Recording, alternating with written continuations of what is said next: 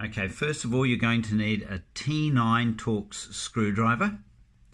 Then under the group head you just remove the milk spout, pop that to one side, and now under here you'll see the little screw that screws on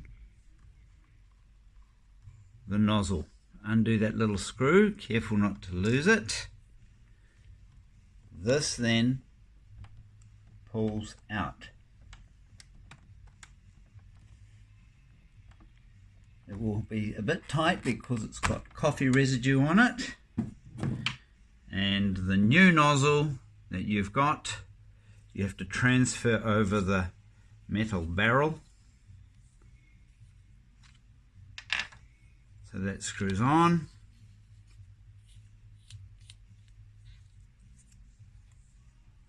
And that plate pushes back into there, just slides in, and then you put the little screw from underneath back in and job is done.